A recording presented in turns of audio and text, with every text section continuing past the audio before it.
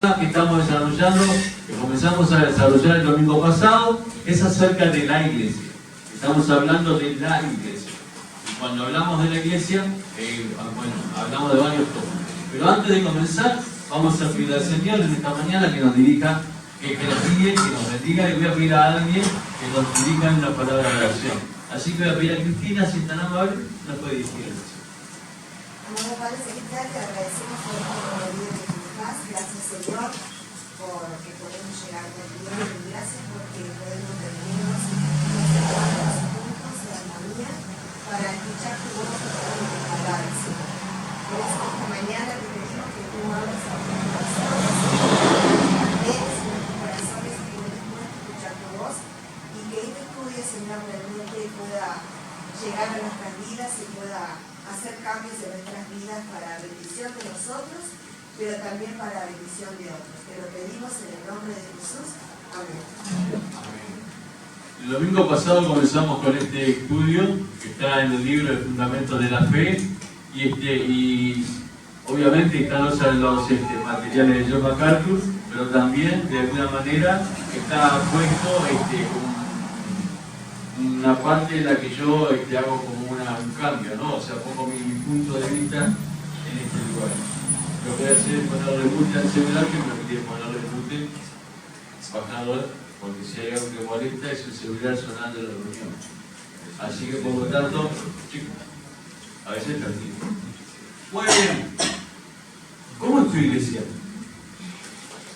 Y si hace 30 años atrás me hacías esa pregunta, 38 años atrás,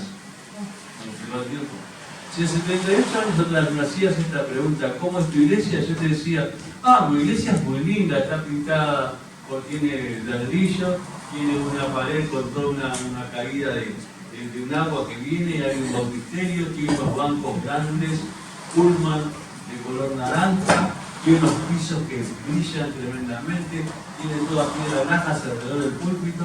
Esa hubiese sido mi respuesta hace 30 años, más de 38 años atrás. Hoy mi respuesta es totalmente diferente. Si alguien me pregunta ¿cómo es tu iglesia? Y respondo en principio con las metáforas que la palabra de Dios da acerca de lo que sería la iglesia del Señor, o de lo que es la iglesia del Señor. La iglesia mía a la que yo voy, es como, a la que pertenezco, es como un rebaño. Hay un pastor que es el Señor, que es el que dirige todas las cosas. Y luego hay un grupo de personas que somos como las ovejas, donde nos cuidamos, donde nos fortalecemos y nos alimentamos mutuamente. Mi iglesia es como un cuerpo, que tiene diferentes miembros, que tiene diferentes partes, y cada parte tiene su lugar, su cuerpo, su prioridad. Pero hay la cabeza, y esa cabeza es el Señor. Mi iglesia es como un edificio, donde se construyen los cimientos, luego se construyen las paredes, los fundamentos, en fin, mi iglesia es como la vida, como una parra. Está en la parra general y están los frutos que salen de ahí, los pámpanos, y separados de él no podemos hacer nada. Hay varias metáforas en la Biblia de lo que es la iglesia del Señor. Y ninguna de las que acabo de mencionar tiene que ver con la primera respuesta que di o que hubiese dado hace 38 años atrás. La iglesia no es un edificio. La iglesia son las personas. La iglesia del Señor las componemos las personas. Somos nosotros los que hacemos la iglesia del Señor o el cuerpo del Señor. Y eso empezamos a ver a partir del domingo pasado, estudiando al principio la etimología de la palabra. Vimos que eclesia, la palabra griega para iglesia, significa un grupo separado aparte o llamado aparte, o también en otras áreas significa asamblea, una asamblea. La iglesia es un grupo separado aparte, que está separado por Dios del mundo. Es algo especial la iglesia, es algo especial de la mente de Dios. En el tema de las dispensaciones, aquello que creemos en las dispensaciones, la iglesia llega a ser un algo extraordinario y único. No hay comparación a la iglesia. Israel no es la continuación de la iglesia. Israel no es el brazo extensivo o sea, de la iglesia, ni la iglesia de Israel. O sea, la iglesia no es de Israel, eso no tiene nada que ver una cosa con lo otro. Lo que es Israel. Lo que es fueron los juicios y las bendiciones por Israel son para Israel. Lo que es para la iglesia es otra cosa. Es un tiempo extraordinario, un tiempo especial dentro de la gracia del Señor. La iglesia está constituida como iglesia universal. También hablé el domingo pasado que no tiene nada que ver con este grupo que se hace llamar Iglesia Universal. La Iglesia Universal está compuesta por todos los creyentes que desde la época del Señor Jesús han creído en Él y han puesto su fe en Él a través de todos esos creyentes que han pasado, que ya han están en la presencia de Dios, que está compuesta por una iglesia universal de todas partes del mundo y de todas las edades y de todos los tiempos, y también está la iglesia local. La iglesia local está definida por lugares donde, por ejemplo, esta es una iglesia local. Iglesias locales están formadas por todas las ciudades, por todos los barrios, por todos los países. Ahora, en el cielo, las iglesias locales no vamos a tener la misma función que tenemos hoy aquí en la tierra. Yo hacía la comparación de la entrada a los Juegos Olímpicos cuando cada país entra con su cartel y todos estamos viendo expectantes allí en la televisión. Ahí viene Uruguay, como nos toca en el abecedario allá la U por el fondo. Tenemos que esperar que pasen todas las demás delegaciones. Pasan de Estados Unidos como 300, pasan de Inglaterra como 400, y pasan y allá vienen los uruguayos, son 10. Pero vienen con la bandera uruguaya y vienen con la palabra uruguaya, ahí está Uruguay. Y nosotros nos alegramos muchísimo de lo que estamos viendo, nos gozamos por eso. Cuando estemos en el cielo, eso no va a ocurrir. Porque ninguna denominación va a entrar al cielo. Ninguna denominación.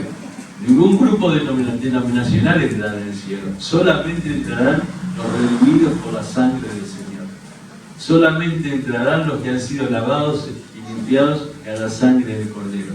Todo creyente estará allí, y todo creyente solamente llevará un nombre: las marcas de Cristo.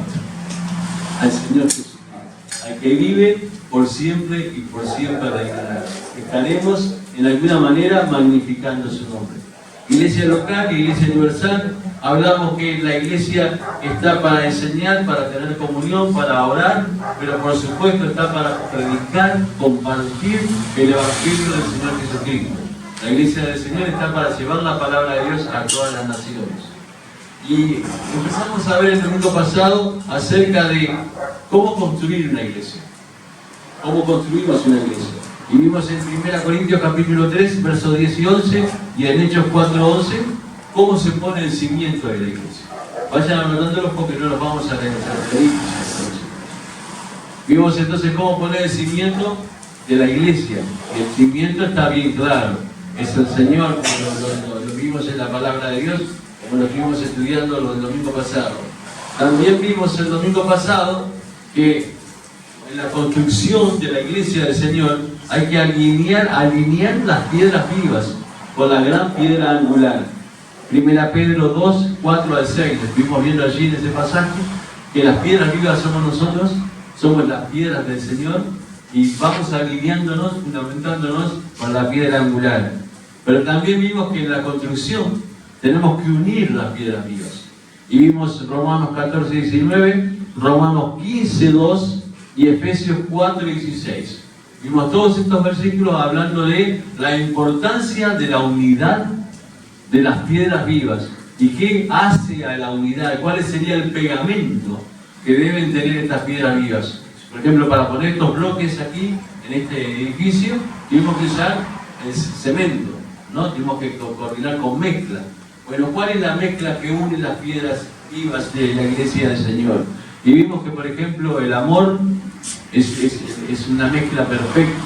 El vínculo de la paz, el mantener la unidad, el esforzarse por mantener la unidad, el aceptarse el uno al otro, el cuidarse el uno al otro, es la mezcla perfecta que hace a la construcción de la iglesia del Señor.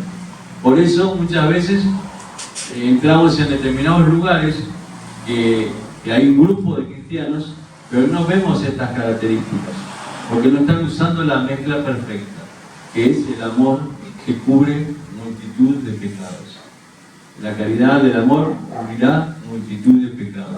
Como ayer escuchaba ese 1 Corintios 13, cada vez que lo escucho, cómo pega, ¿no? Todo lo sufre, todo lo cree, todo lo espera, todo lo soporta. El amor de Dios es así, y ese es el amor que debe tener o practicar la Iglesia del Señor. Y terminábamos diciendo que en esto conocerán todos que sois verdaderamente mis discípulos, si tuvierais amor los unos por los otros. Analizábamos ese texto de Juan capítulo 13, versículo 35. Terminábamos el domingo pasado con esa exposición. Y hoy vamos a ver Efesios 4, versículo 11 al 12.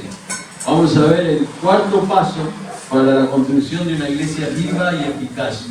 Cuarto paso para la construcción de una iglesia viva y eficaz. Efesios 4, del 11 al 12. Quien lo tenga, si es tan amable, por favor puede leer. Y él mismo constituyó a unos apóstoles, a otros profetas, a otros evangelistas, a otros pastores y maestros, a fin de perfeccionar a los santos para la obra del ministerio, para la edificación del cuerpo de Cristo, hasta que todos lleguemos a la unidad de la fe y del conocimiento del Hijo de Dios, a un varón perfecto, a la medida de la estatura de la plenitud de Cristo, para que ya no seamos niños fluctuantes, llevados por doquier de todo viento de doctrina, por estratagemas de hombres que para engañar emplean con astucia las artimañas del error. Si tuviéramos que decir cuál es la meta de una iglesia, cuál es el propósito de una iglesia, es llevar a todo hombre y a toda mujer perfecto delante de Dios. Ahora, es obvio que en la tierra nunca tendremos la perfección. No tendremos la perfección, pero hay algo que sí podemos tener: ser perfectibles. O sea, Dios puede estar tratando y trabajando en nuestras vidas y corazones todo el tiempo. Podemos llegar a ser perfectibles, significa que podemos llegar a ser lo que Dios quiere que seamos, a la medida que Dios quiere que seamos. Pero para que ese hecho se consuma en nuestras vidas, tenemos que tener un grupo de hombres que sean quienes nos ayuden a crecer y a ejercer correctamente los dones que tenemos. Para eso Dios estableció a la iglesia hombres que tienen dones, esos hombres mismos son dones que Dios ha puesto como pastores, maestros, como evangelistas, como aquellos que nos capacitan para crecer y conocer mejor de la verdad de Dios. Ahora, para que un líder, o un anciano, o un pastor, un misionero, un evangelista, un pastor maestro, nos capacite, primeramente debe capacitarse. Primeramente debe también aprender. Eso es parte de la construcción de Dios. Eso es parte de la edificación de la iglesia del Señor. Cuando un pastor, un maestro, un teólogo, ¿cuándo deja de aprender? ¿Me conocen? ¿Cuál sería la respuesta? Nunca. Jamás.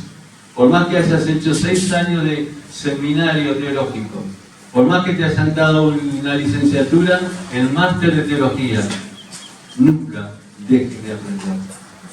Los títulos colgarlos en la pared. El servicio se consume y se prueba en la vida. Y todos los días estamos aprendiendo y reaprendiendo. Ayer yo le decía a José Bacharian, después en el tiempo de celebración, tengo un anuncio para dar sobre ese tema. Ayer yo le comentaba a José que el año pasado, para el curso de orientación familiar, el año pasado, cuando se dio el curso de orientación familiar en Radio Transmundial, me anoté. Una de las cosas interesantes fue que en el curso era el primer pastor que se anotaba para ser orientador familiar. Y yo, hablando con Esteban La Rosa, quien está a cargo y responsable de ese curso, junto con Claudia Reyes, le preguntaba por qué no había otros pastores. Y él sonrió y me dijo: porque creen que ya la saben todas. Y yo hice ese curso. ¿Y saben qué deducción saqué? Que no sé nada. yo soy lo siguiente, Señor. ¿Cuánto hay para aprender? ¿Cuánto hay para entender? ¿Cuánto hay aún para bucear en estos temas que muchas veces, temas humanos, se nos escapan y necesitamos pronta y rápida respuesta bíblica a esos temas? Entonces, ¿cuándo deja un obrero de capacitarse? Nunca. Siempre un buen obrero del Señor debe estar leyendo, debe estar incluyéndose para poder ser de bendición a aquellos que ministran. No prepares mensajes para predicar a la gente. Abrí la Biblia para que Dios te hable. Y después que Dios te hable a tu corazón y a tu mente, entonces compartí lo que Dios tenga para tu pueblo. Pero mientras no hablas la Biblia para que Dios te hable, y vas a preparar mensajes para la gente. ¿Sabes lo que significa eso? Que muchos de esos mensajes van a pasar volando cerca de tu cabeza y nunca van a llegar a tu corazón. La Biblia aplicada tiene sentido. La Biblia sin aplicación no es nada más que humo bíblico. No queremos tener humo bíblico. Queremos ser personas que realmente practiquen las verdades que creemos. Y para eso la iglesia significa capacitando a sus obreros. 2 Corintios 10:8. Por favor, otro que no lea. 2 Corintios 10:8.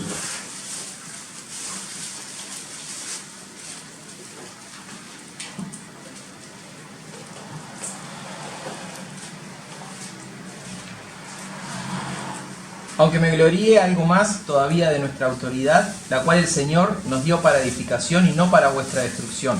No me avergonzaré. Dice acá el apóstol que se gloría, pero se gloría en la edificación, no en lo que él sabe, no en lo que él entiende, no en lo... O sea, en la palabra de Dios, en las cosas del Señor, nunca llegamos a ser eruditos. Como dijo el pastor Eduardo Coria, que ya está en la presencia del Señor, nuestro profesor de teología, el pastor Eduardo Coria nos decía, hay muchos que se creen eruditos, y lo único que son eruditos. Vaya con la combinación, ¿no? Muchos creen que son eruditos, pero no, son eruditos. Significa que apenas saben lo que saben. El quinto punto de la edificación se constituye cuando se hace una cosa correcta, templo de Dios. Efesios 2, 20, 22. Efesios 2, 20, 22.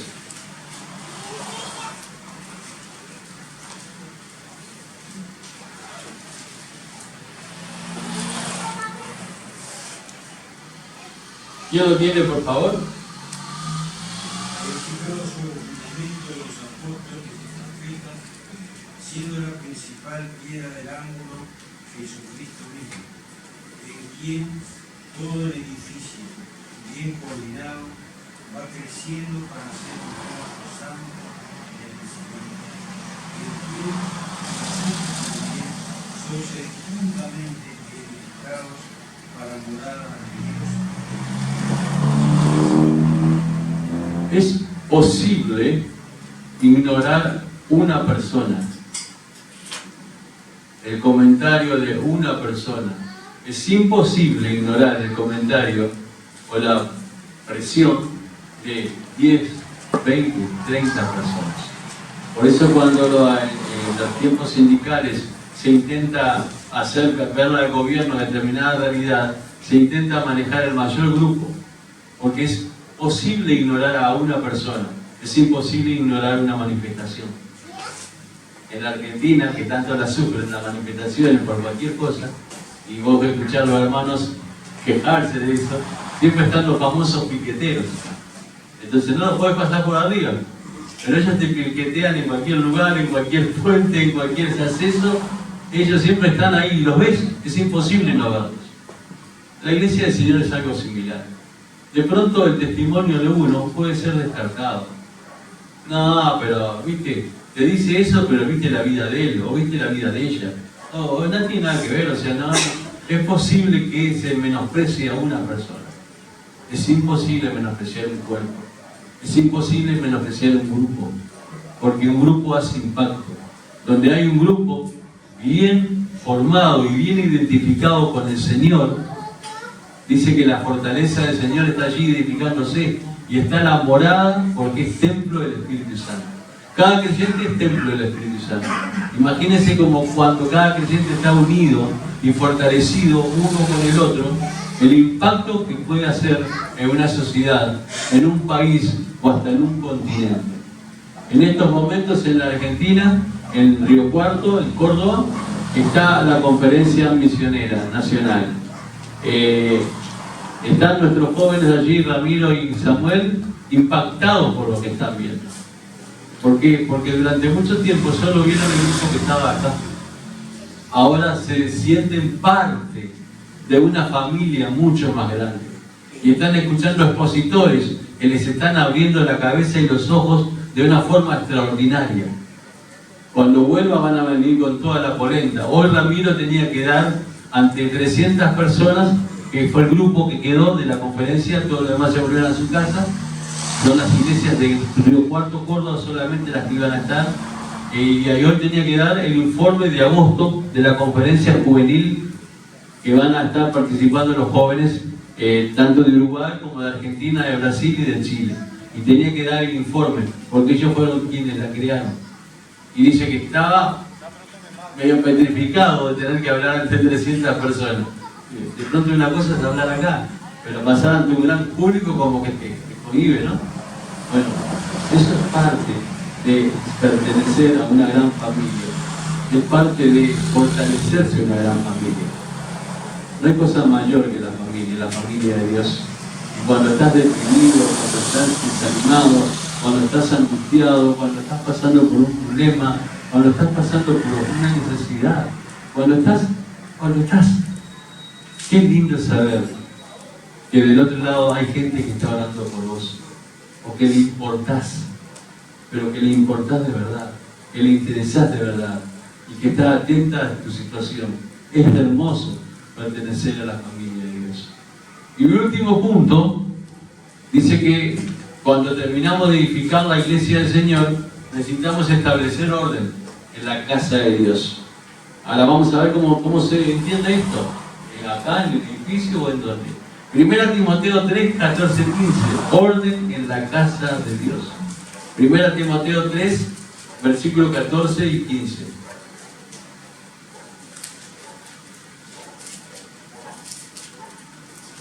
Esto te escribo, aunque tengo la esperanza de ir pronto a verte, para que, citado, sepas cómo debes conducirte en la casa de Dios, que es la iglesia del Dios viviente, columna y defensa de la verdad. Y sepas conducirte dentro de la casa de Dios, que es, en este caso, el templo del Señor, el templo del Dios viviente. Hay reglas de conducta, patrones establecidos, reglas entendidas, las cuales los creyentes debemos tener en cuenta. Eso se llama orden y organización dentro de la iglesia del Señor. Hay personas que no les gusta el orden y hay personas que no les gusta la organización. Bueno, tienen un conflicto, porque en todo sistema uno tiene que estar viviendo dentro de un orden. Por ejemplo, nosotros en el sistema que vivimos, en el sistema democrático uruguayo, tenemos un orden de un pacto social. Por ejemplo, sabemos que hay cosas que podemos hacer, que tenemos libertad de hacer, y hay cosas que no podemos hacer, porque afectan la vida del prójimo, afectan la vida del otro. Entonces, cuando yo rompo una de esas reglas en mi pacto social, yo transgredo esas reglas, hay una ley, hay un orden que viene a llamarme la atención, y por eso mucha gente termina presa, por justamente ir en contra del orden o del pacto social. Es parte de un sistema, es parte de la humanidad, es parte de cómo nos aprendimos a conducir. No es la ley del oeste, donde todos teníamos un arma y cada cual imponía su propia ley o su propio orden. En este caso, tenemos pautas establecidas. Y en la iglesia del Señor también hay cosas que yo sé que no debo hacer para con mis hermanos. Hay un orden. En cuanto a cómo me relaciono con las hermanas, la Biblia habla de que las vea como mis hermanas en pureza, que las trate como decoro. En cuanto a cómo me tengo que relacionar en mi hogar con mi esposa, también dice que la tengo que tratar como vaso más frágil, que yo le iba rompiendo todo el tiempo. Pero Uno debe aprender a convivir y debe aprender a sobrellevar estas realidades. Y aún en la práctica diaria, esto es como una familia. O todos tus primos te caen bien, o todos tus tíos te caen bien, o toda tu gente te cae bien, pero no dejan de ser tu familia, son tu familia, a pesar de, son tu familia. Bueno, en la vida de la iglesia es lo mismo. Hay hermanos con los que nos llevamos mejor y hay hermanos que cuando nos relacionamos pero no tenemos un vínculo más fuerte. Pero somos llamados a construir y a edificarnos bajo esa realidad.